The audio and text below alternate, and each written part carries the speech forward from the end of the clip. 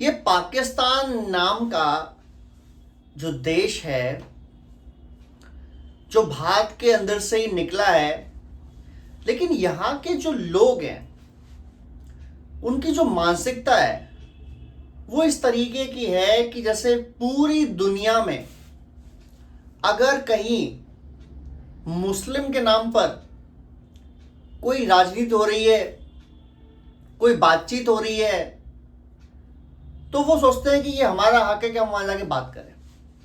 और खासकर भारत में जब उनको लगता है कि मुसलमान के नाम पर कुछ पॉइंट मिल सकते हैं, कुछ बात कर सकते हैं, तो शुरू हो जाता है वो वहां के नेता। सबसे पहले ये जो आसिफ अली जरदारी हैं, जो अभी पाकिस्तान के प्रेसिडेंट भी हैं, इन्होंने पता है क्या बोला है? राष्ट्रपति होके पाकिस्तान के इनको तमीज नहीं है कि क्या बोलना चाहिए दूसरे देश के बारे में, पर इनको एक टीज है कि भारत के अंदर से निकले हैं और भारत के अंदर से जब गए पाकिस्तान बनाने के लिए, तो वहां पर जो लोग मुस्लिम थे उससे ज़्यादा मुस्लिम आज की डेट में भारत में रह रहे हैं। यानी कि टू नेशन थ्योरी को भारतीय मुसलमान जो भारत में रह गए उन्होंने साफ तौर पर नकार दिया कि हम नहीं मानते। हालांकि पाकिस्तान जो देश बनाया गया था, ये बोल के बनाया गया था कि पाकिस्तान जो है मुस्लिमों के लिए बना है और यहाँ सारे मुस्लिम आ जाए, लेकिन भारत के मुसलमानों ने जो भारत में रहे, जो 1947 में भी अलग नहीं हुए, उन्होंने ये चुना कि नहीं, हम हिंदू देश या डेमोक्रेटिक देश भारत में रहेंगे, ना कि पाकिस्तान जो मुसलमान के नाम पर, इस्लाम के नाम पर बना है। लेकिन वहां के पाकिस्तानियों को, नेताओं को खुजली है कि भारत में कुछ हो तो बोलना है। हुआ ये कि वाराणसी जो बहुत पुराना शहर है, वेदों में भी इसका जिसका वर्णन है, जैसे हम काशी के नाम से जानते थे और आज भी जानते हैं, तो वाराणसी शहर में जो रेलवे स्टेशन है उसका काम होना है। तो रेलवे स्टेशन के जस्ट फ्रंट गेट पर ही एक मस्जिद बना ली थी लोगों ने, और उदारवादी नेता जो थे भारत के, उन्होंने कभी इस पर एक्शन नहीं लिया, क्योंकि तब ये प्लान भी नहीं था कि रेलवे की जमीन है तो भाई रेलवे की जमीन पर मस्जिद बनाना तो वैसे अवैध है। ठीक है, दूसरी बात, जब तक चल रहा था। अब भारत सरकार ने और योगी जी ने ऑर्डर दिया कि रेलवे की जमीन को मस्जिद जो है वो खाली की जाए, और हम यहाँ पर जो मेट्रो स्टेशन है, जो रेलवे स्टेशन को बढ़ाना चाहते हैं और रेल स्टेशन को बढ़ा के बड़ा करना चाहते हैं, इसको इंटरनेशनल लेवल बनाना चाहते हैं, यानी डेवलपमेंट चाहते हैं करना, और ये जो मस्जिद है वो तोड़ी जाएगी। इस पर आसिफ अली जरदारी पाकिस्तान का बयान आ गया कि देखो भारत में मस्जिद सुरक्षित नहीं है और वहाँ रेलवे स्टेशन के नाम पर मस्जिद तोड़ा जा रहा है। पहली बात तो ये कि भाई जरदारी है, तू बिलावल भुट्टो का बाप है, तू राष्ट्रपति है, तू जो कोई भी है, मैं जानबूझ के तू राग करके बात कर रहा हूं क्योंकि तुम्हारी इतनी औकात नहीं है कि मैं तुमको आप करके बात करूं। जो कोई भी हो, उसे ये हक किसने दिया कि भारत के आंतरिक मामलों में बोले? और ये हक तो किसी को भी नहीं है, दुनिया में किसी को नहीं, चाहे वो ट्रंप ही हो। फिर भी अगर तुमने मुख खोला है तो हम तुम्हें बताना चाहते हैं, थोड़ा ज्ञान देना चाहते हैं कि वाराणसी के अंदर जो डेवलपमेंट प्रोजेक्ट चल रहे हैं उसके अंदर 200 से ज़्यादा छोटे मोटे हिंदू जो मंदिर थे उनको भी तोड़ा गया है, क्योंकि अवैध कब्जा बर्दाश्त नहीं किया जाएगा। अवैध कब्जा हटाए बिना कभी भी एक शहर का डेवलपमेंट नहीं हो सकता। और दूसरी बात, हिंदू जो मंदिर थे वो तो अवैध थे भी नहीं आ ज़्यादा, उनका बस ये था कि रास्ते बड़े करने हैं तो आपको हटाना पड़ेगा उनको, तो हटाया गया, उनको काम में लिया गया उनको। अब जब मस्जिद की बात आई है तो पहली बात तो जिस भी मौलाना ने या जिस भी संगठन ने या जिन भी लोगों ने एक मस्जिद का निर्माण किया, तो उनको वो निर्माण करना था या तो ज़मीन खरीद के, या तो वो ज़मीन होनी चाहिए था वक्फ बोर्ड की, शिया बोर्ड की, सुन्नी बोर्ड की, तब वहाँ वो ज़मीन पर मस्जिद बनाने के लायक थे। ये जो ज़मीन पर मस्जिद बनी हुई है, जो वाराणसी के बिल्कुल रेलवे स्टेशन के बाहर गेट पर ही बनी हुई है, फ्रंट गेट पर ही, वो ज़मीन है रेलवे की, भारतीय रेलवे की। तो उसको जब हटाना है, जो करना है, वो भारतीय रेलवे कर सकती है और दुनिया में कोई ऐसा नहीं है जो उसको रोक सके। तीसरी बात, डेवलपमेंट के नाम पर बनाई गई है। तो अगर डेवलपमेंट हम कर रहे हैं, हमें अपना रेलवे स्टेशन बड़ा करना है और रेलवे की जमीन पर बनी हुई है, तो उसको तोड़ने के लिए किसी भी चीज की जरूरत नहीं है, ना ही कोर्ट की, ना ही लोगों की। सिर्फ एक ऑर्डर पास करना है कि टूटेगी ये 1 हफ्ते के बाद, क्योंकि अब जमीन आपने कब्जा कर रखा है, तो आपका जो भी सामान समून है वो आप हटाएं और चले जाए यहाँ से। जरदारी को लगा कि इस बात को बोल के वो भारतीय मुसलमान को फिर भड़का देंगे, और भारतीय मुसलमान बहुत समझदार हैं, और आज वो अपने पुरखों के जो डिसीजन था कि हमको पाकिस्तान नहीं जाना है, हमको भारत में रहना है, इसका बड़ा प्यार मोहब्बत सपोर्ट करते हैं कि अच्छा वो हम बच गए, वरना इस भिखारी मुल्क में हम भी मर रहे होते, हमें भी कोई पूछने वाला नहीं था, भूखे मरते पाकिस्तान के लोगों की तरह। अच्छा हम बच गए, अपने देश में रहे, भारत में रहे, और यहां हम तरक्की भी कर रहे हैं।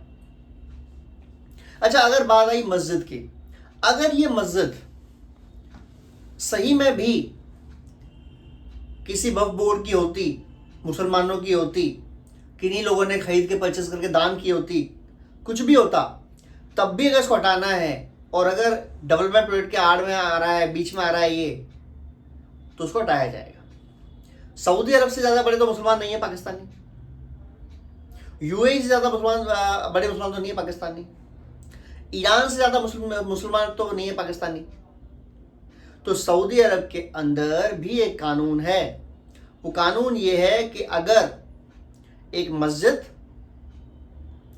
सड़क को बड़ा करने के बीच में आ रही है, हवाई अड्डे को बड़ा करने के बीच में आ रही है, रेलवे स्टेशन को बड़ा करने के बीच में आ रही है, अस्पताल को बड़ा करने के बीच में आ रही है, यानी किसी भी तरीके के डेवलपमेंट प्रोजेक्ट को बड़ा करने के मध्य में आ रही है, और उसकी वजह से कोई डेवलपमेंट प्रोजेक्ट रुक रहा है, उसे तत्काल हटाया जाएगा। क्योंकि मस्जिद जो है वो खुदा का घर नहीं है, खुदा को याद करने की जगह है, ऐसा बताया गया है। तो याद खुदा को कहीं भी कर सकते हैं। तो अगर सऊदी अरब में ऐसा लगता है कि कोई मस्जिद है जहां बैठ के लोग नमाज पढ़ते थे, पर उनको लगता है कि भाई यहां से डेवलपमेंट की वजह से इसको शिफ्ट करना चाहिए, वो कर देते हैं, वो तोड़ देते हैं, तो कोई प्रॉब्लम नहीं है इसमें। हालांकि मैं इतना जानकार नहीं हूँ कुरान के बारे में कि मुझे ज़्यादा पता हो, लेकिन जो मैंने सऊदी अरब की न्यूज़ पढ़ी है, सुनी है, वो मैं बता रहा हूँ। और मैं इतना जानता हूँ कि अवैध कोई भी चीज़ हो वो गलत है। तो आसिफ अली जरदारी का जो मकसद है ना, वो मकसद समझिए पहले आप। वो मकसद ये नहीं है कि मस्जिद तोड़ रहे हैं आप और डेवलपमेंट प्रोजेक्ट के बीच में आ रही है, सरकारी ज़मीन पर बनी हुई है तो टूट सकती है, या क्यों तोड़ी गई, ये कोई मकसद नहीं है। उनका मकसद है कि भारतीय मुसलमानों को भड़काया जाए, और उससे भी ज़्यादा जो पाकिस्तान चले गए मुसलमानों को बताया जाए कि तुमने सही डिसीजन लिया, तुम पाकिस्तान आए, अन्यथा तुम्हारी मस्जिद तोड़ी जाती। ऐसा नहीं है, ऐसा बिल्कुल नहीं है। भारत के अंदर जो मुस्लिम है उनकी संख्या पाकिस्तान के मुसलमानों से ज़्यादा है। भारत के अंदर जो मस्जिदें हैं उनकी संख्या पाकिस्तान की मस्जिद ज़्यादा है। पाकिस्तान में जो सिया सुन्नी है वो आपस में लड़ते रहते हैं, भारत में ऐसा कोई दिक्कत नहीं है। जितने भी तरह की मुस्लिमों की कौम होती है, वो हर तरीके की कौम भारत में अवेलेबल है, भारत में रहते हैं, और वो फलते फूलते हैं। पाकिस्तान जहाँ जब आज़ादी हुई थी तब लगभग 4.5-5% हिंदू थे, आज की डेट में वो 1% के भी नीचे आ चुके हैं। जबकि भारत में जो उस समय 12 से 13% मुसलमान थे, वो आज की डेट में 20% हो गए हैं, 20% हो गए हैं। तो इससे आप समझ सकते हैं कि कहाँ पर धर्म के नाम पर लोगों को तोड़ा जा रहा है, मरोड़ा जा रहा है। क्या वो हिंदुओं को मारा गया पाकिस्तान में वो ज़्यादा है, या मुसलमानों को बढ़ाया गया हिंदुस्तान में वो ज़्यादा है?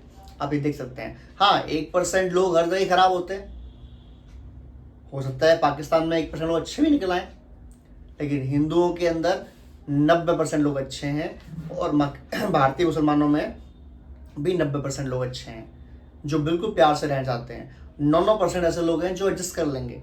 1% लोग जो ऐसे हैं जिनको शायद दिक्कत हो सकती है दूसरे से, लेकिन 99% लोग चलती है, 1% लोग ही नहीं चलती।